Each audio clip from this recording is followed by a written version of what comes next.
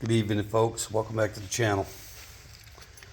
This isn't going to be an oil change video. This is just going to be a simple reminder recommendation. For those of you who have never done an oil change, or like me, you haven't done one in quite a while on your own, it's very important when you're buying the weight of oil for your car that you use what is recommended by your manufacturer. In this case of my 2020 Elantra, Hyundai recommends SAE 5W-20, and that's very important for a reason.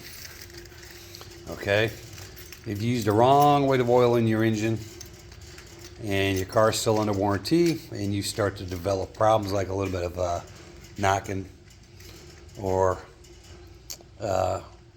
large consumption of oil, you're burning a lot of oil, and you bring it to the dealer, there's two things they're going to check. They're going to check service intervals, whether you've been doing your oil changes on time and in a timely manner, and they're also going to look at, if you're giving them service records, what weight of oil you've been using. And if you're using the wrong weight of oil, especially in your Kias or your Hyundai product, they could very well turn around and deny that warranty claim. Okay, and it's very important for a reason. Now, I haven't done my oil changes on my own in about 20 years since I moved to Texas, primarily because where I live mostly have been apartments, and most apartments have a strict policy about working on your own cars, like, doing oil changes and stuff like that. I mean, changing a flat tire, that's no big deal. But now that I'm living in a house, I decided to go back to doing my own oil changes. And that's primarily because it's too damn expensive.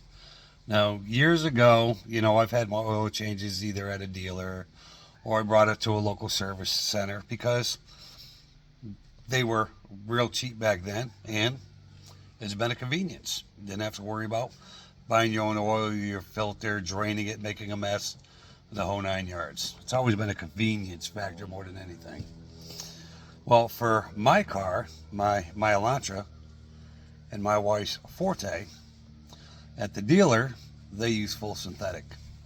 It's $70 plus tax, so you're looking at around $74, $75.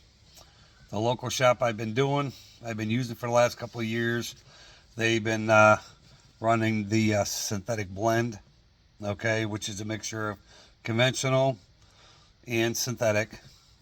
And their oil changes with tax are running me around $73, $74. So I said, screw that. I'm going back to do my own oil changes. So in this oil change over here, I bought Mobil 1 full synthetic. I bought a Mobil 1 oil filter. All in, $40. So I'm saving around $35 by doing it myself. And another thing is, when I first looked under the hood to see what weight I needed to use on my car, I was shocked, and I'll tell you why. Because the local shop I've been using, and I have my cars inspected there, they were using 5W-30, not 5W-20. And my research on the viscosity between the two, the answer that I got, by using the 530, you could see reduced fuel economy, and over time, okay, by continuing use, it's possible that the oil can start moving a little slower through your motor than it's supposed to.